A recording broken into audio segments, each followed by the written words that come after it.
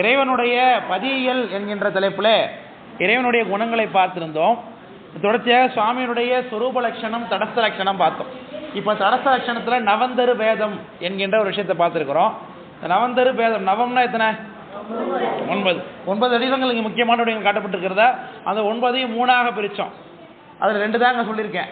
First சொன்னது சிவம், சக்தி, நாதம், விந்து, இதெல்லாம் லய வடிவம்.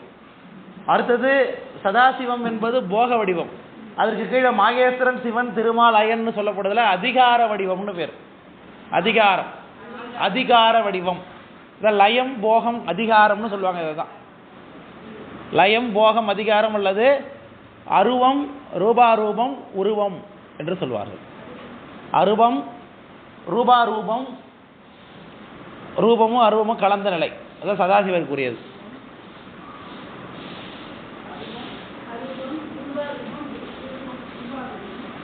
ரூபாரூபம் அல்லது அரு உருவம் அப்படின்னாலும் சரிதான், 2 ஒன்று தான். உருவம், அருவம், அரு உருவம், உருவம். மகேஸ்வரருக்கு எல்லாம் உருவம் வந்துருச்சு. சுவாமிக்கு உருவம் வந்தாலும் அவருடைய திருமேனி எதனால ஆனது? சக்தி, திருவருளாலே ஆனது. Very good, very good, correct. இதில் ஒன்றும் சந்தேகம் இல்லையா? இப்போ சொன்னதில் ஒன்றும் சந்தேகம் இல்லையே? சரி, இப்போ எழுதிட்டீங்களா? போலாமா? எழுதிச்சா?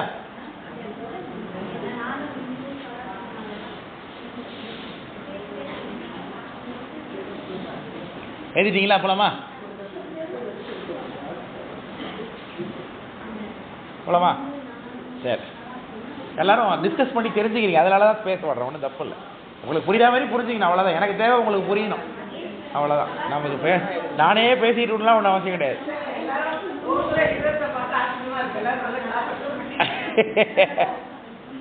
எல்லாருக்குள்ளேயும் இருக்கு. நாம வெளிக்கொண்டு வர்றதுக்கு ஒரு தூண்டுகோல் வேணும். அது நானா இங்கே வந்திருக்கேன், அவ்வளோதான். சாமி அனுப்பி விட்டுருக்காரு, அவ்வளோதான். இருக்கு, எல்லாருக்குள்ளேயும் இல்லாதெல்லாம் ஒன்றும் கிடையாது. நாம வந்து எவ்வளோ தூரம் இதில் நாம முனைப்பு காண்பிக்கிறோம், நாம எவ்வளோ இன்ட்ரெஸ்ட் காமிச்சு கற்றுக்குறோங்கிறதுல தான் இருக்குது இதில் தெரிஞ்சுக்கிறது. அதுக்கப்புறம் நீங்கள் நாளைக்கு வந்து ஒரு இது விஷயம் தெரியாதுன்னு உங்களுக்கு தெரிஞ்சிருக்குங்கும் பொழுது அதோடைய ஒரு பெருமை தான் கிடைக்கிது பாருங்க. அது உங்கள்கிட்ட ஒரு 10 கோடி ரூபா பணம் இருந்தால் கூட வராத பெருமை தான் அது. ஆமாம் ஆமாம் ஆமாம். இந்த விஷயம் எனக்கு புரிஞ்சிருச்சு, ஒரு இடத்தை படித்து நாம் தெரிஞ்சுக்கிட்டேன், இது எனக்கு புரிஞ்சிருச்சின்னு கிடைக்கும் போது நமக்கு ஒரு திருப்தி வருது பாருங்களேன் மனசுக்குள்ள. அந்த திருப்தி வந்து சொல்கிற ஒரு 10 கோடி ரூபா பணம் உங்கள்கிட்ட இருந்தால் கூட அது கிடைக்காதுங்க. அந்த திருப்தி, அறிவு கொடுக்கக்கூடிய ஒரு திருப்தி, மனசுக்குள்ள ஒரு கிடைக்கக்கூடிய வெளிச்சம். அதனால ஒரு விஷயத்தை பார்த்து தெரிஞ்சுக்கிறோம். 4 பேர் நம்மளை பார்த்து ஆஹா இவங்களுக்கு இவ்வளோ விஷயம் தெரியுதேன்னு நினைக்கும் போது நமக்கு ஏற்படக்கூடிய பெருமை தான் வேறு எதுவுமே கொடுக்காது.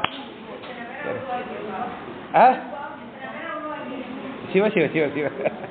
அதனால அது அதில் வந்து என்னுடைய பங்களிப்பு மட்டும் இருந்தால் பார்த்தாது, உங்களுடைய பங்களிப்பு ரொம்ப முக்கியம். என்னது 50% தான் உங்களுக்கு 100% இருக்கணும். ஆமாம், நிச்சயமா. அதனால எனக்கு நீங்கள் என்னை பயன்படுத்திக்கிறதுக்கு நான் எவ்வளோ வேணாலும் ஒத்துழைப்பு கொடுப்பேன். அதனால் நீங்கள் பயப்பட வேணாம், கேளுங்க. யாரும் கேட்க மாட்டேங்க, குரூப்லலாம் பேசவே மாட்டீங்களே. நான் இன்னைக்கு போயிட்டேன்னா அதோட அடுத்த மாதம் எப்போ வகுப்பு இருக்குது மெசேஜ் போட்டால் தான் அது எல்லாம் சொல்கிறீங்க, ரிப்ளை பண்ணுறீங்க அதுக்கு.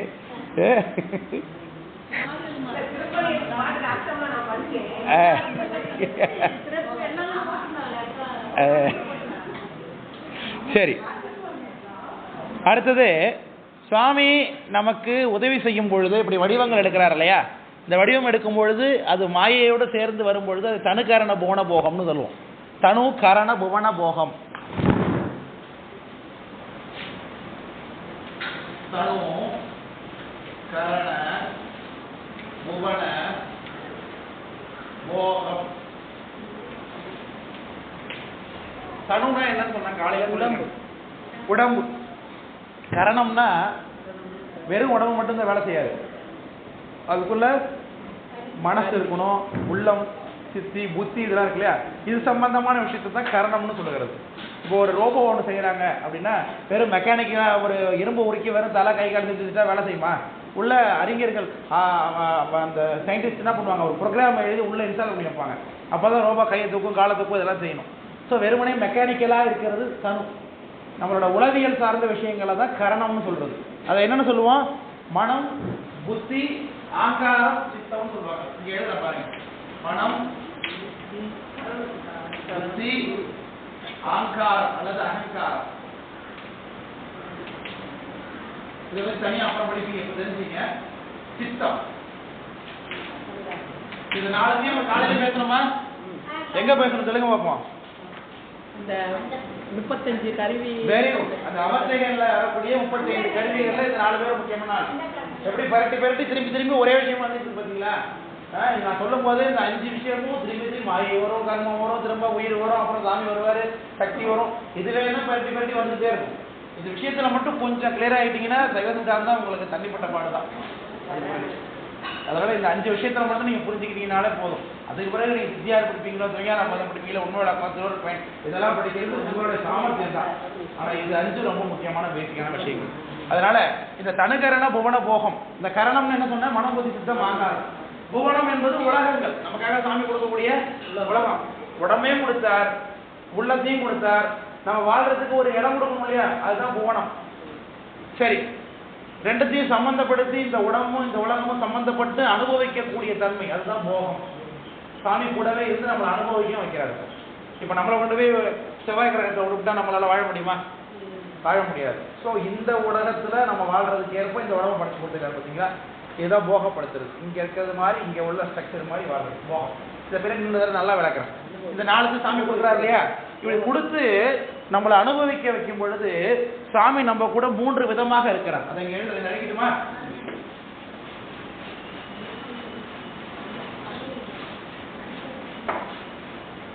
சாமி நம்ம கூட எப்படி இருக்கார் இந்த உலகத்தில் நாம் வாழும்போது அப்படின்னா, ஒன்றாய்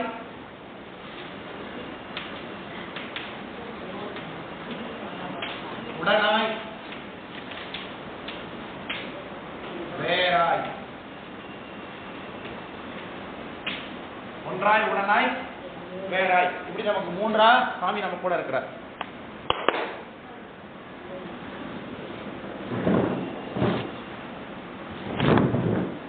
ஒன்றாய் அப்படின்னு சொல்லும் பொழுது எப்படின்னா, சாமி இந்த உலகத்தை உண்டு பண்ணுகிறார். முதல்ல எதுல இருந்து உண்டு பண்ணுகிறார் அப்படின்னா, மாயை என்கின்ற மலத்துல இருந்து தான் உண்டு பண்றார். ஏன் அப்படின்னா, இந்த உலகத்தை பார்த்தா அறிவற்றதாக இருக்கு. இந்த சேர் இருக்கு, இதுக்கு அறிவு இருக்கா? இல்ல. இந்த டேபிளுக்கு, பெஞ்சுக்கு, இந்த ரூம்ல உள்ள மெட்டீரியல்ஸுக்கு, வெளியில உள்ள உலகத்துக்கு எல்லாமே சடப்பொருள். எதுவுமே அறிவுடையதா இல்லை. இங்க அறிவுடையன்னு சொன்னா நாம மட்டும்தான். இவன் நம்ம உடம்பு கூட அறிவற்றது தான். உள்ள இருக்கிற உயிர் மட்டும்தான் என்னது? அறிவுடைய. இந்த உயிரையும் சுவாமியையும் தவிர்த்து உலகத்தில் உள்ள எல்லாமே என்னது? அறிவற்றது, சடம். இதுல உயிரை சுவாமி படைக்கல. ஏற்கனவே 14 இல்லையா படைச்சாருன்னா ஏன் படைக்கணுங்கிற கேள்வி வரும். அதனால உயிர் அனாதியா இருக்குது. இந்த உயிர்களுக்காக சுவாமி உலகத்தை உண்டு பண்ணி தருகிறார்.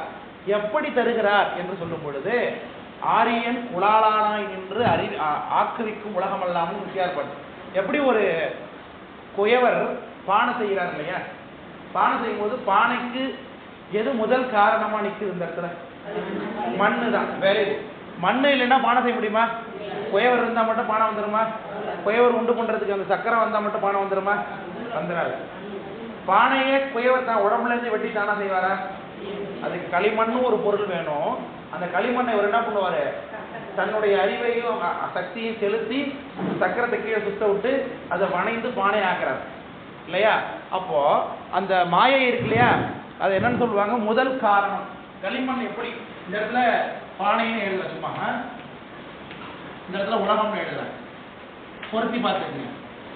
இங்க முதல் காரணம், முதல் காரணம் களிமண், இங்க மாயை, இங்க நிமித்த காரணம். நிமித்த காரணம் இது இறைவன். பதின்னு போட்ட பதின்னு போட. இங்க சாரி, இங்க பொய்யவர்,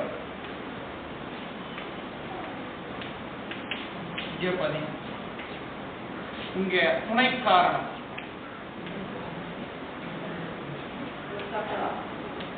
வெரி குட். இங்க சக்கரம், இங்க திருவருள்.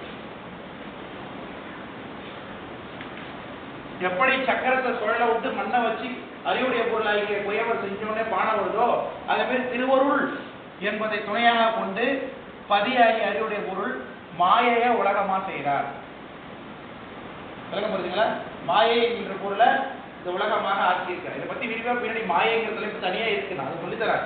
இப்போ இந்த லயத்துக்குள்ள போறதுக்கு இது தேவைப்படுது, அதான் சொல்லித்தரேன். மாயையிலிருந்து சாமி என்ன பண்றாரு?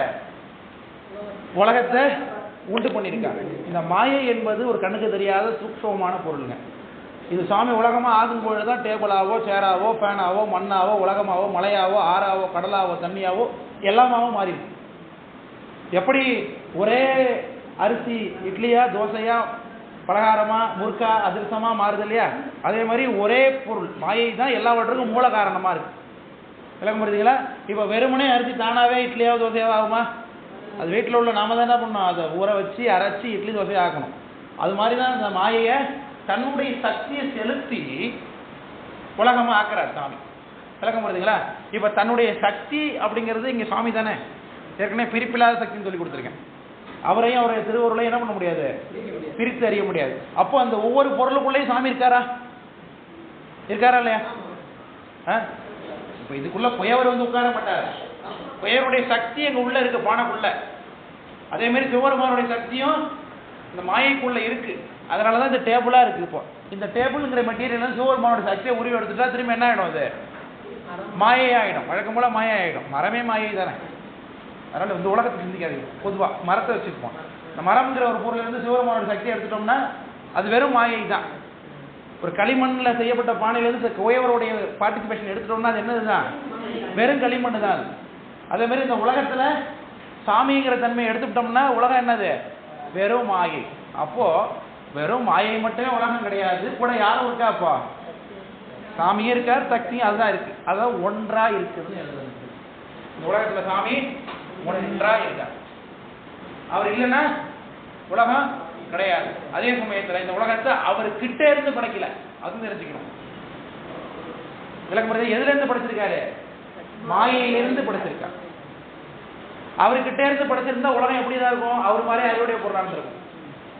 ஒரு தங்க கட்டி வச்சிருக்கீங்க உங்க வீட்டில், அவளை படுத்து 10 கிலோ தங்கம் இருக்கு, அதுல இருந்து கொஞ்சம் வெட்டி எடுத்து ஒரு 2 பவுன் ஆரம் செய்றீங்க. அதுல உடனே செம்பா மாறிடுமா? அது எப்படி இருக்கும், தங்கமா தான் இருக்கும். அப்ப சிவபெருமான்டேருந்து உலகம் உண்டாயிருந்தா உலகம் எப்படி இருக்கும், சிவபெருமான் போல அறிவுடையா தானே இருக்கணும். ஆனா உலகம் அப்படி இல்லையே. உலகம் எப்படி இருக்கு, அறிவற்றதாக இருக்கு, கடத்தன்மையோட இருக்கு. அப்போ சிவபெருமான் கிட்ட இருந்து உண்டாகல. ஆனா அதுவே தங்க கட்டி தானா நகையா மாறுமா? அதுக்கு ஒரு ஆசாரி இருந்துதான் அவர் செய்வார். அப்போ அந்த ஆசாரி போல, அந்த குயவர் போல சிவபெருமான் இந்த உலகத்தை உண்டு பண்ணி கொள்ளுகிறார், கொடுத்திருக்கார். அப்போ குயவருடைய சக்தியை எப்படி மண்ணில இருந்து பிரிச்சு எடுத்துட்டோம்னா வெறும் மண்ணு தான் இருக்கும். தங்கத்துல இருந்து எப்படி ஆசாரியுடைய சக்தியை எடுத்துட்டோம்னா அது வெறும் தங்கம் தானோ, அதே மாதிரி உலகத்துல இருந்து சாமியை பிடிச்சிட்டோம்னா இது வெறும் மாயை தான், உலகம் கிடையாது. அப்போ மாயை உலகமா இருப்பதற்கு யார் காரணம், சுவாமி காரணம், நிமித்த காரணமா இருக்காரு இல்லையா. சோ அவரு கூட இருந்தாதான் என்ன நடக்கும், உலகம் உண்டா இருக்க முடியும். அதான் ஒன்றா இருக்கிறதுன்னு சொல்லுவோம். இப்ப இந்த டேபிள்ல சாமியும் இருக்காரு, மாயும் இருக்கு, ஒண்ணா தானே இருக்கு. அதனால மாயை. இந்த கவர் எடுக்கணும், பிளாஸ்டிக் கவர், இது மாயிலிருந்து உண்டான ஒரு பொருள் தான். இதுக்குள்ள சாமியோட திருவருளும் செலுத்தப்பட்டிருக்கு, மாயையும் இருக்கு. அதனால ஒன்றா இருக்கு. பிரிச்சு கண்டுபிடிக்க முடியலையா, இந்த மாயை எது சாமி எது கண்டுபிடிக்க முடியுமா, முடியாது. அதனால ஒன்றா இருக்காருங்க. விளக்கம் புரியுதுங்களா? சரி, அடுத்து உடனாய் இருத்தல். உடனாய் இருத்தல்னா என்னன்னா, இப்போ உயிர் இருக்கு, உயிருக்காக இந்த உலகத்தை படிச்சு கொடுத்துட்டாரு சாமி. கொடுத்துட்டாரா? கொடுத்துருக்காரா இல்லையா? யாருக்காக கொடுத்துருக்காரு உயிர்களுக்கு? எதை எதுக்கு கொடுத்தார்? அனுபவிக்கணும் இருக்கார். உலகத்தை உயிர்கள் அனுபவிக்கணும், அனுபவிச்சு அதனால வினை கண்மங்களை செஞ்சு பக்குவப்பட்டு ஆணவ மலத்தை நீங்கி கொள்ள வேண்டும் என்பதற்காக கொடுத்தார். சரிதானே? அப்ப அனுபவம் என்பதற்கு கூடவே இருந்து போக பொருளாக சாமி இருக்கிறார். இது எப்படி சொல்றதுன்னா, இப்ப நான் பார்க்கிறேன், இதாங்க வெளில மரம் இருக்கு. மரம் என்பது காட்சி, என் கண்ணுக்கு தெரிய வேண்டிய காட்சி. மரத்தை விட்டுருங்க, இப்ப நீங்க இந்த ஹால் அப்படிங்கிறது எனக்கு தெரிய வேண்டிய ஒரு காட்சி. காட்சியை காணுவதற்கு எனக்கு உதவியா இருப்பது யாரு, என் கண்ணு. இப்ப இந்த கண்ணும் இந்த காட்சியும் மட்டும் இருந்துட்டா பார்வை நிகழுமா? இடையில ஒருத்தவங்க இருக்காங்களா, அப்ப யாரு?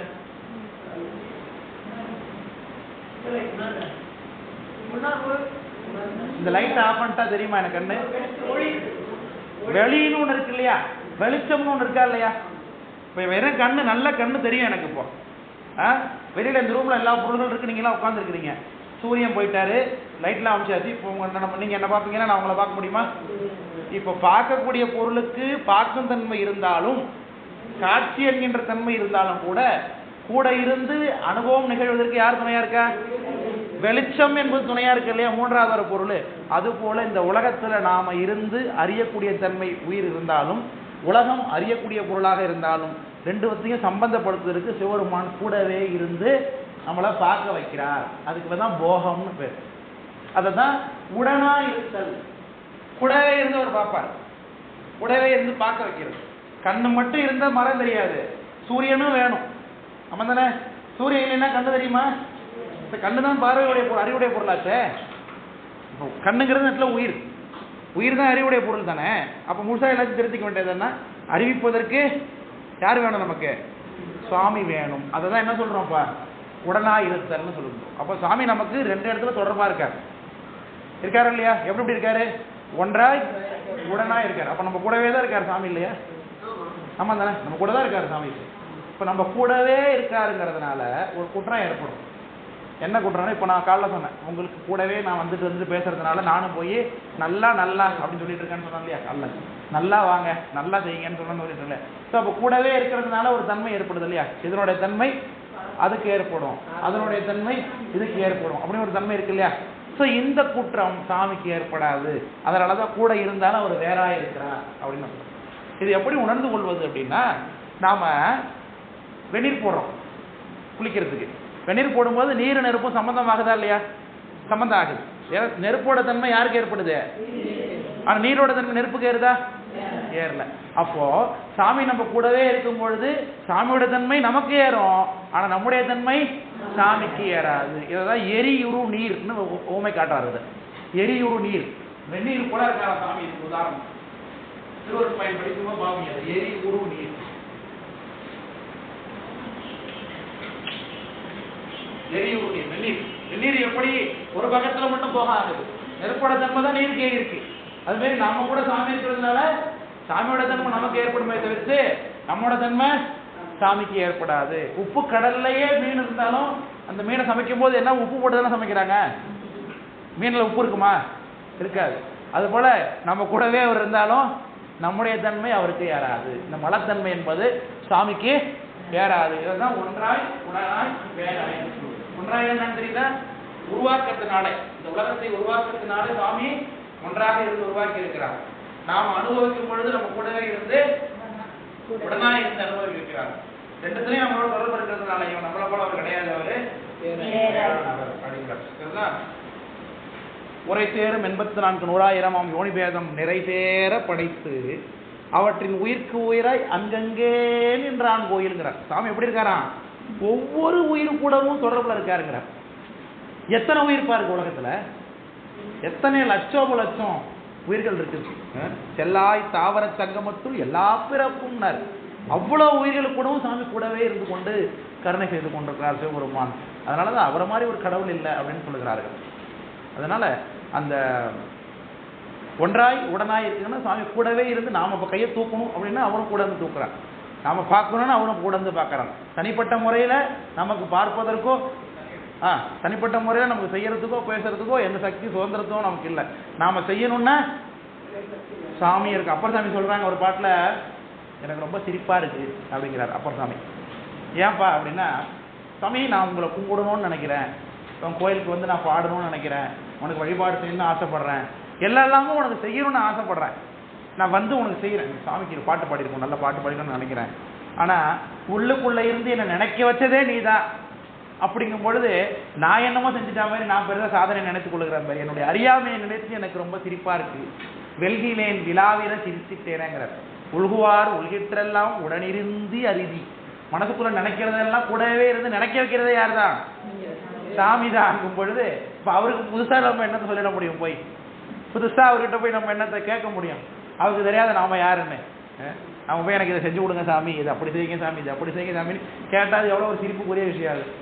நம்ம யாருன்னு தெரியாது. நமக்கு வேணா நமக்கு இன்னைக்கு நமக்கு யாரு கணவர், நமக்கு யாரு மனைவி, நமக்கு யாரு குழந்தைங்க, நமக்கு யாரு அம்மா அப்பா, இதை தான் நமக்கு தெரியும். ஆனால் நம்ம இது வரைக்கும் எத்தனை ஜென்மத்தில் எத்தனை அம்மா அப்பாவோட இருந்தோம், எத்தனை கணவன்மாரோட இருந்தோம், எத்தனை மனைவிமாரோட இருந்தோம், எத்தனை குழந்தைகளோட இருந்தோம்னு யாருக்கு தெரியும்? சாமிக்கு தான் தெரியும். அவர் அவ்வளோவா சிரிப்பார். அவர் இது இப்படியே தான் கேட்டுக்கிட்டு இருக்கேன் அப்படிப்பார். அதனால வேண்டத்தக்கது அறிவோயினி அப்படின்னு விட்டு போயிட வேண்டியதான் சாமிகிட்ட பார்த்து. அதனால இந்த தன்மை என்பது சாமியை நம்ம புரிந்து கொள்ளும் பொழுது நம்முடைய சிறுமைத்தன்மை விளங்க ஆரம்பிச்சிடும். சாமி எவ்வளோ பெரியவர்னு தெரிய ஆரம்பிக்கும் பொழுது தான் நம்ம செய்யக்கூடிய பக்தியினுடைய சாரம் அதிகமாகும். அது வரைக்கும் சாமி எல்லாரும் கும்பிடுறாங்க, நானும் கும்பிடுறேன், எல்லாரும் பிரதோஷத்துக்கு போகிறாங்க, நானும் போகிறேன். இப்போ பாருங்க சாமி எவ்வளோ நமக்கு உதவிகரமாக இருக்காரு. இங்கே இந்த உலகத்தையும் உண்டு பண்ணுறாரு, உடையும் இருக்கிறாரு, அவர் வேறாவும் நின்று கொண்டு எல்லாமே செய்கிறாரு. அவர் செய்யணும்னு அவசியம் இல்லை. இப்போ ஒரு கலெக்டர் இறங்கி கீழே சாக்கடையில் காலில் இறங்கி நின்றுக்கிட்டு எப்படி அதை அடைப்பை எடுத்து விட்டாருன்னா எப்படி நமக்கு அவருக்கே நம்ம என்ன பண்ணுவோம், கலெக்டர் கார் இருந்துட்டு இப்படி பண்ணுறாருங்க அப்படின்னா. ஆனால் சுவாமி மலத்திலிருந்து இயல்பாக நீங்கியவன். அவர் செய்யலைன்னா யாரும் ஒரு கேள்வி கேட்க போகிறதே கிடையாது. செய்யணும்னு அவருக்கு அவசியம் இல்லை. ஆனால் நம்பொருட்டு கருணை கொண்டு செய்கிறார். அதான் சிற்றுயிருக்கு இறங்கி காய்ச்சின ஆழம் உண்டாய் அமுதுண்ண கடையவனேன்னு பாடுறார். யாருக்காக? சிற்றுயிருக்கு இறங்கி. அதனால அந்த சாமியை நம்ம நன்றியோடு நினைக்க வேண்டும். அடுத்தது இந்த சாமியினுடைய இந்த சம்புபேதம் அணுபேதம்னு ஒன்று இருக்கு. சம்புபக்ஷம் அணுபக்ஷம், அதை மட்டும் சொல்லிட்டு நம்ம நிறைவு பண்ணிடுவோம். சம்புபக்ஷம் அணுபக்ஷம்.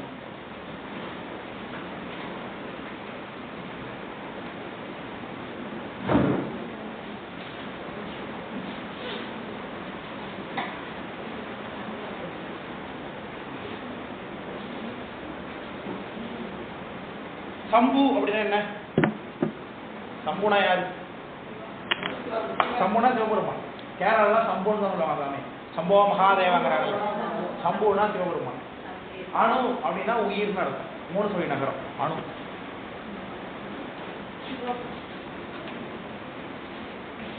அணுனா இங்க உயிரை குறிக்கிறது. சம்புனா சாமி. பக்ஷம் அப்படின்னா என்ன? பக்ஷம் அப்படின்னா என்ன? பக்ஷம் அல்லது பக்கம் அப்படின்னு வச்சுங்க. பக்கம் பகுதி, பகுதி. கிருஷ்ண யார சொன்னீங்களே, கிருஷ்ணபக்ஷம் அது சொல்றாங்களே அப்படின்னா என்ன? ஒரு பகுதி, ஒரு பக்கம்னு அர்த்தம். ஒரு பக்கம். பக்கம் என்பது ஒரு பொருளுக்கு தான் இருக்க முடியும். இந்த டஸ்டருக்கு இது ஒரு பக்கம், இது ஒரு பக்கம், இது ஒரு பக்கம், இது ஒரு பக்கம் இல்லையா? ஒரு பொருளுக்கு தான் பக்கங்கள் இருக்கும். இப்போ இந்த மொபைல் எடுத்துங்க, இது ரெண்டுத்துக்கு சேர்த்து இது ஒரு பக்கம் இது ஒரு பக்கம்னு சொல்ல முடியுமா? இதுக்கு இது பக்கம், இதுக்கு இது பக்கம், இதுக்கு இது பக்கம், இது பக்கம். அப்போ பக்கம்னு வந்துட்டாலே ஒரே பொருளை பற்றி பேசிக்கொள்றோம்னு அர்த்தம். கேட்க முடியுதுங்களா? அப்படி சிவபெருமானுக்கு பேசும்போது சம்புபக்ஷம் அணுபக்ஷம்னு ஒன்று பேசுவோம். பக்ஷம் அப்படின்னா நிலாவுக்கு பக்ஷம் உண்டு. வளர்பிறை ஒரு பக்ஷம், தேய்பிறை ஒரு பக்ஷம். வளர்பிறைங்கும் போது சுக்லபக்ஷம், தேய்பிறைங்கும் போது கிருஷ்ணபக்ஷம். கிருஷ்ணம்னா என்ன? கிருஷ்ணம்னா என்ன? கிருஷ்ணம்னா கருப்புன்னு அர்த்தம். கிருஷ்ணர் எப்படி இருக்காரு? அதான் ஒரு பேர் கிருஷ்ணா. மகாபாரதத்தில் இன்னொரு கிருஷ்ணா உண்டு. அது யார் தெரியுமா? மகாபாரதத்தில் 2 கிருஷ்ணா.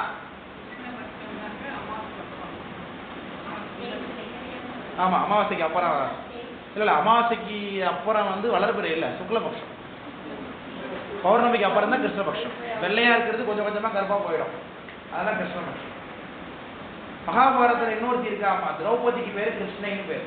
ஏன்னா திரௌபதி கருப்பு தான். திரௌபதிக்கு பேரு கிருஷ்ணான்னு பேரு, கிருஷ்ணருக்கு பேரு கிருஷ்ணான்னு பேரு. கிருஷ்ணவேணின்னு பேர் வச்சுக்கிறாங்களா? அவன் அர்த்தம் வேணினா சடான்னு அர்த்தம். அவங்களுக்கு முடி எப்படி இருக்காமா? கருப்பா இருக்குன்னு அர்த்தம். அதனால கிருஷ்ணபக்ஷம் அப்படின்னா நிலாவினுடைய கருப்பு பக்கம் அப்படின்னு அர்த்தம். அப்போ நிலா கருப்பு மிகுதி பட்டுக்கொண்டே இருக்குன்னா பௌர்ணமிக்கு அடுத்தது கிருஷ்ணபக்ஷம், தேய்பிறை, கருப்பு மிகுதி போட்டுக்கிட்டே இருக்கும். அது மாதிரி சுக்லபக்ஷம், சுக்லம்னா வெள்ளைன்னு அர்த்தம். வெள்ளை பகுதி மிக அதிகமாகிட்டே இருக்குன்னா பௌர்ணமிக்கு அடுத்தது, பௌர்ணமி அது அமாவாசைக்கு அடுத்தது பௌர்ணமி அதிகமாகிட்டே இருக்கு அப்படின்னு. சரி, இங்க சிவபெருமான் நமக்கு யாரு? இங்க சிவன் உமா அப்படிங்கிறவர். அதுக்கு கீழே அதிகாரமூர்த்திகள் திருமால் வந்துட்டார், சிவன் அயன் வந்துட்டார். அதுக்கு கீழே பார்த்தீங்கன்னா ஏனைய தேவர்கள் இருப்பாங்க, இந்திரன், சூரியன், சந்திரன், அப்படி ஏகப்பட்ட தேவர்கள் இருக்கிறாங்க இல்லையா? இவர்கள் எல்லாரும் தெய்வங்களா இல்லையா? தெய்வங்கள் தானே. இப்போ திருமால் தெய்வம் தானே, பிரம்மதேவர் தெய்வம் தானே, திருமாலுக்கு சக்தி இருக்கிறதுனால தானே அவர் கொண்டு போய் எல்லாம் வழிபாடு பண்ணுறாங்க, அவருக்கு அப்படியே கொண்டு போய் கூட்டுறாங்க, திருமலை திருப்பதியில் கொண்டு போய் கூட்டுறாங்க இல்லையா? ஸோ அப்போ இவர்கள் தேவர்கள் தான், முக்கியமாக அவர்களும் உயிர் வர்க்கம் தான். சகல வகை ஆன்மாக்கள்ல ரொம்ப பக்குவம் வாய்ந்த ஆன்மா தான் திருமால். புரியுதுங்களா? சகல வகை ஆன்மாக்கள்ல ரொம்ப பக்குவம் வாய்ந்த ஆன்மா தான் யாரு? திருமால் அப்படின்னு நடக்கும். அப்போ அந்த திருமாலுக்கு சக்தி செய்யக்கூடிய வரம் கொடுக்கக்கூடிய ஆற்றல் எப்படி வருது? அவருடைய சக்தி. இப்போ மேலே இருந்து ஒவ்வொரு மூர்த்தியாக இருப்பது யாருங்க? அந்த பரசிவம் தானே. பரசிவம் தான் சிவமா இருக்காரு, அவரே தான் சக்தியா இருக்காரு, அவரே தான் நாதம் இருந்து வரிசையா வர்றாருல. அப்ப திருமால் இருக்கிறது யாரு? அந்த பரசிவம் தான். ஆனா என்ன ஒரு விஷயம்னா, இங்க திருமாலுக்கு கொஞ்சம் அவருக்குன்னே உள்ள உயிர் குணம் உண்டு. ஏன்னா ஒரு அணு, அவரு சகல வகை ஆன்மா இருக்குங்கிறதுனால அந்த ஆன்மாவை அதிர்ச்சி கொண்டு பரசிவமே திருமாலை கடவுள் போல செய்ய வைக்கிறார், வரம் கொடுக்க வைக்கிறார், சக்தி செய்ய வைக்கிறார். அப்போ திருமால் ஒரு தேவர்கள் ஒரு அசுரரை சம்ஹாரம் பண்ணும் பொழுதும், யாரோ அவரை கும்பிட்டாங்கன்னா அவர் வரம் கொடுக்கும் பொழுதும் அவருக்கு உள்ளே இருந்து அருள் பண்றது யாரு? சிவபெருமான். அப்போ திருமாலுக்கு சம்புபக்ஷ திருமால்னு பேர். அதே திருமால் யாராவது சம்ஹாரம் பண்றாரு, இப்ப ராவணனா இருந்து ராவணனை சம்ஹாரம் பண்ணிடுறாரு, உடனே சிவபூஜை பண்றாரா? அப்போ அதே அனுபக்ஷமா இருந்து அதே திருமால் என்ன பண்றாரு? அந்த கர்மம் பற்றி கொள்ளாத அளவுக்கு என்ன பண்றாரு? உடனே சிவபூஜை பண்றாரு. அதே ஒரே திருமால் வரம் கொடுக்கும் போதும் வல்லமை செய்யும் பொழுதும் சம்புபக்ஷம். அவரே அனுகிரகம், அது சிவபூஜை பண்றது இந்த கர்மம் செய்யும் பொழுது என்னது? அனுபக்ஷம். இது இந்திரனுக்கும் உண்டு. இந்திரனாக இருந்தாலும் அவனுக்கும் வரம் கொடுக்குற வல்லமை உண்டு இல்லையா? இந்திரன் வரம் கொடுக்குறாருன்னு பார்க்கலாம் பல புராணங்கள்ல. இந்திரனும் சாபம் இருக்கிறான்னு பார்க்குறோமா இல்லையாப்பா? அப்போ சாபம் வரக்கூடியவனுக்கு எப்படி வரம் கொடுக்கக்கூடிய வல்லமை வருகிறது? உள்ள இருந்து கொண்டு செய்யறது யாரு? அப்பா சிவம். அப்போ நீங்க சிவத்தை நீங்க யாரை வழிபட்டாலும் யாருக்கு தான் அந்த வழிபாடு போய் சேரும்ப்பா? சிவனை தான் வழிபாடு செய்ய முடியும். அதனால தான் யாதொரு தெய்வம் கொண்டீர் அத்தெய்வம் ஆகியங்கே மாதொரு பாகானார் தாமே வருவார் அப்படின்னா, நீங்க எந்த தெய்வத்தை கும்பிட்டாலும் யாரு தான் வருவாங்க? தெய்வமா உள்ள இருக்கிறது சிவபெருமான் தான் வரும். அப்போ உலகத்துல வேற தெய்வம் உண்டா? அப்போ இந்த தெய்வம் பெருசு அந்த தெய்வம் பெருசுன்னு சாமியை வச்சு எப்படி சொல்ல முடியும்? இருக்கிறதே ஒரு விரல் தான், இதை எதுக்கு பெருசு கிடையாது சொல்ல முடியும்? அதனால ஒரு சைவர் என்ன பண்ண மாட்டாரு, இதை புரிஞ்சுக்கிட்டாங்கனாக்க திருமால் பெரியவரா சிவன் பெரியவரான்னு என்ன பண்ண மாட்டாங்க? சண்டை போட்டுக்க மாட்டாங்க. தெரியாதவன் பேசுவான். நம்மளை பொறுத்தளவு உள்ள இருக்கிறது எல்லாமே என்னதுதான்? சிவபெருமான் தான். ஒரு தெய்வத்தினாலே வரம் கிடைக்கிது. நீங்க ஒரு மாரியம்மன் கோயில் உங்க ஊர்ல இருக்கு, இந்த மாரியம்மனை உள்ள இருந்து அருள் பண்றது யார் தான்? சிவபெருமான் தான்.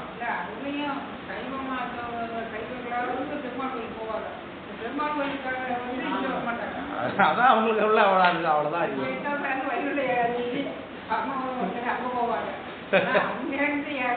சிவராத்திரிக்கு வர மாட்டாங்க. வராத வரைக்கும் சந்தோஷம் நினைச்சீங்க, நம்ம கூட்டம் இல்லாம இருக்கும். அதனால சைவர்கள் தான் பரந்த மனநிலை. ஏன்னா எல்லாமே சாமி நமக்கு தெரியுது இல்லையா? ஸோ அதனால நம்ம எங்கேயும் நம்ம சாமியை நம்மளால பார்க்க முடியும், அவர்களால் அப்படி பார்க்க முடியாது. அது குறுகிய மனநிலை, நமக்கு பரந்த மனநிலை. அதே சமயம் சைவ கற்புன்னு ஒன்று உண்டு, அதையும் நம்ம பார்த்துக்கணும். சிவருமான் நம்ம கும்பிடுற சாமிக்கு நம்ம கற்போட இருக்கணும்ல, நம்ம கணவருக்கு கற்பா இருக்கிறோம்ல, அதே மாதிரி சிவருமானுக்கு நம்ம கற்போடு அவரை தவிர்த்து ஒரு தலைவன் இல்லை அப்படிங்கிற எண்ணத்தோட நம்ம வாழணுமா வேணாமா? அது எங்கேயும் சாமியாவே நம்ம பார்க்கணுமா தவிர்த்து அவர்களவே கும்பிட்டு தான் வழிபட்டு தான் கும்பிடணும்னு ஒன்றும் அவசியம் கிடையாது. ஸோ கும்பிட வேண்டிய சூழ்நிலை வரும்போது ஒரு வணக்கத்தை போடுறது தப்பு கிடையாது, அவர்களும் மரியாதைக்குரிய. ஏன்னா அப்பர் சாமி பாடுறாரு, அரியானை அந்தனர் தம் சிந்தையாழை தேவரத்துல மற்றை கரியானை நான் முகனை கனலை காற்றை அப்படின்னு சொல்றாரு. மற்றை அரியானை கரியான் திருமாலாகவும் நான்முகனாகவும் இருக்கிறது யாருங்கிறாரு? இந்த நடராஜாவே தான் இருக்காருங்கிறார். நம்மளை பொறுத்தளவுக்கு திருமாலுங்கிறது யாரு தான்? சிவபெருமானுடைய ஒரு வடிவம் தான். நவந்தரு பேரத்துல ஒரு கடவுள் தான் ஆகும். ஆனா என்ன, அவர் ஏதாவது பண்ணிட்டு இருக்கும்போது தப்பு பண்ணுவார். ஏன்னா அந்த உயிர் சார்பு அப்பப்போ ஏற்படும். சகல வகை ஆன்மாவோட உத்தமராக இருக்கிறதுனால இந்த சகல வகை ஆன்மாவோட தன்மை அப்பப்போ நான் தான் கடவுள்னு உங்களுக்கு தெரியாத அந்த சிவர் மண்டே போய் கேட்பார். அதுதான் அவருக்குள்ள பிரச்சனை. இந்த ஐயனுக்கு அதான் பிரச்சனை. தப்புனாலே 5 தலை இருந்தது முதல்ல. ஆதிக்கன் நான்முகத்தில் ஒன்று அல்லாத சொல்லுரைக்க தன் கைவாளால் சேதித்த திருவடியை அப்பசாமி 5 முகம் இருந்தது முதல்ல திருமால் பிரம்மதேவனுக்கு. அதை உன்னை வெட்டி எடுத்துட்டாரு சாமி. ஸோ அவங்கெல்லாம் அந்த சகல வகை ஆன்மாவாக இருக்கிறதுனால அந்த பிரச்சனைலாம் வருகிறது. இந்த பிரளயாகார ஆன்மா தான் சிவன் நம்ம சொல்லக்கூடியவர். அவரு பக்குவம் வாய்ந்த ஆன்மாவில் அவர் ரொம்ப முக்கியமானவர்னா, நம்மளும் சாமியோடைய அதிசித்த வடிவம் தான் அப்படிங்கிறது அவருக்கு நல்லா தெரிஞ்சு பக்குவமாகவே இருக்கிறதுனால அவருக்கு எந்த பிரச்சனையும் கிடையாது. இவங்க சகலம் நம்மள மாரி ஆளுங்கிறதுனால தப்பு எப்போதும் அதிகமாக இருந்து கொண்டே இருக்கும். அதனால தான் அவங்களுக்கு அனுபக்ஷமாக இருக்கும் பொழுது, இப்போ அனுபக்ஷமாக இருக்கிறதுனால உங்களை ஏன் நம்ம கும்பிட்டுட்டு அதெல்லாம் நேரடியாக சிவனே கும்பிட்டுக்கலாம் அப்படின்னு நினச்சி கும்பிட்டாலும் சரிதான், அவர்களுக்கு மரியாதை செய்து கொண்டு நம்ம சாமியை கும்பிட்டாலும் சரிதான். அதனால தான் இப்போ இதே திருமாலையே நீங்கள் வைஷ்ணவ கோயிலில் போய் கும்பிட்டீங்கன்னா அங்கே சிவபெருமான இவருக்கு கீழே உள்ளவராக அந்த நினைச்சது கோயிலே கட்டப்பட்டிருக்கு. வைஷ்ணவ கோயிலில் உள்ள ஆகமம் சிவபெருமான் திருமாலுக்கு கீழே உள்ளவர் அப்படின்னு நினைச்சுதான் அந்த கோயில் கட்டப்பட்டிருக்கு. அந்த சாஸ்திரத்தில் அப்படிதான் சட்டம். இப்போ நான் அந்த கோயிலுக்குள்ள போறோம்னா நம்ம என்ன ஒத்துக்கிறோம்னு அர்த்தம், அப்படின்னு அர்த்தம். அதுக்கு பிறகு நம்ம போறதா வேணாமாங்கிறது நம்ம முடிவு பண்ணிக்க வேண்டியதான். பின்னாடி வந்து ஆக்குபேஷன் அது பண்ணாங்க. அதனால இப்போ நம்ம போகக்கூடாது அப்படின்னு எடுத்துக்க வேண்டியது இல்லை. நம்ம உள்ள போனாலும் உள்ள இருக்கிற திருமால சிவபெருமானாதான் நான் பார்க்கறேன்னா நம்ம பிரச்சனை கிடையாது. ஆனால் அங்கே உள்ள என்ன பண்ணுவாங்கன்னா அவங்க தலையில் இப்படி ஒரு கிரீடம் மாதிரி கொண்டு வந்துட்டு வைக்க சடாரின்னு ஒன்று வைக்க வராங்க. இந்த சடாரியில் இருக்கிறது வந்து நம்மாழ்வாருடைய பாதம், திருமாலுடைய பாதம். அது அதை நீங்கள் தலையில் வாங்கிக்கிட்டீங்கன்னா அந்த ஆச்சாரிய பரம்பரையை நீங்கள் ஏற்றுக்கொள்கிறீங்கன்னு அர்த்தம். அப்போ உங்களுக்கு உங்களுடைய ஆச்சாரியர்கள் யாரு? அப்பர் சாமி, ஞானசம்பந்தர், திருஞானது, மணிவாசன் பெருமான், சுந்தரமூர்த்தி, இவங்களாம் தான் உங்களுக்கு ஆச்சாரியர்கள். அவங்க வந்து சிவபெருமான் தான் தலைவர்னு பாட்டு போயிருக்கிறாங்க. அவங்களுடைய ஆச்சாரிய பரம்பரை ஏற்றுக்கிட்டீங்கன்னா என்ன ஆகும் உங்களுக்கு? இப்போ நீங்கள் இவங்க சொல்றதெல்லாம் நான் ஏற்றுக்கிறேன்னு அர்த்தம் ஆயிடும்.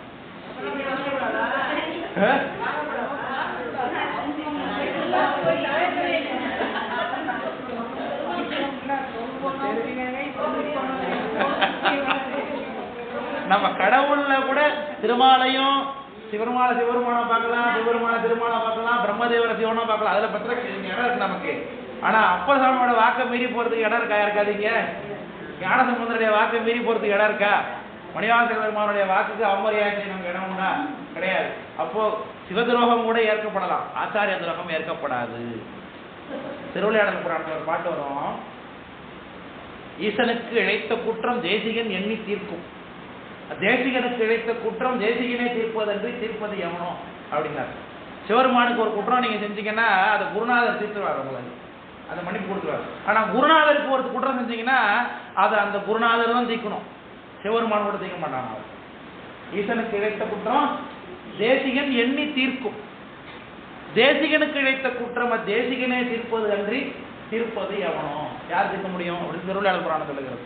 அதில் இந்த ஆச்சாரிய பரம்பரை, நம்மளுடைய ஆச்சாரியர்கள், நமக்கு ஆச்சாரியர்னா அது மெய்கண்டார் தான், நமக்கு அப்பர் சாமி தான், நமக்கு அனந்தசிவாச்சாரியார் தான், நமக்கு மணிவாசக பெருமான் தான், நமக்கு ஞானசம்பந்த பெருமான் தான். இந்த பரம்பரையை தான் நம்ம முக்கியமாக பின்பற்றுறது. ஸோ அதுக்காக நான் உங்களுக்கு திருமால் கோயிலுக்கு போவாதீங்கன்னு நான் சொல்லவே இல்லை. நம்ம மனசுக்குள்ள என்ன இருக்கணும், அந்த கற்பு, சைவ கற்பு, அந்த உரைப்பு என்பது எப்பொழுது இருக்க வேண்டும். நம்ம எல்லாமும் கோயில் தானே, எல்லாம் போக வேண்டியது தானே அப்படின்னு போகிறது தப்பு இல்லை. ஆனால் இந்த கான்செப்ட் நம்ம புரிந்து கொண்டு போக வேண்டும்.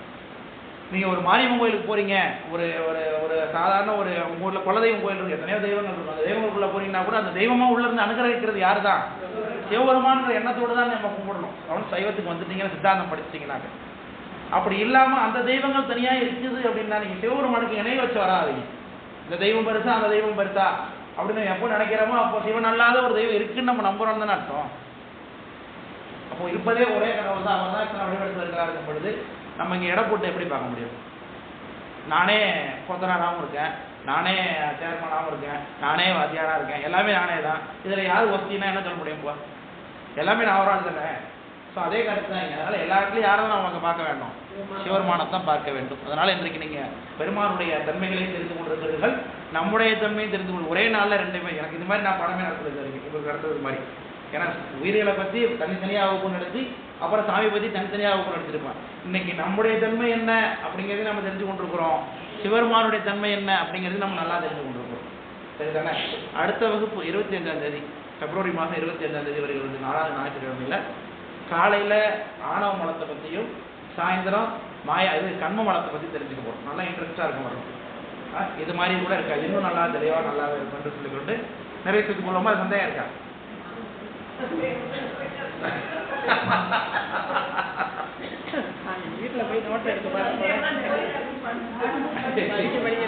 இன்னைக்கு புரிஞ்சதில்ல வகுப்பு வந்து இன்னைக்கு வந்ததுக்கே நான் 4 விஷயம் கத்துக்கிட்டேன் சார் கண்டிப்பா அப்படிங்கிற அனுபவம் இருக்குல்ல இன்னைக்கு. சரி என்று சொல்லிக்கொண்டு மூர்த்தி எல்லாம் வழி எங்கள் போன ஒரு வழியல் வாழ்த்து என்ற வழி அன்பர் வழி பரவாயில்லை தெரிஞ்சிட்டோம். போயிட்டு வரலாம்.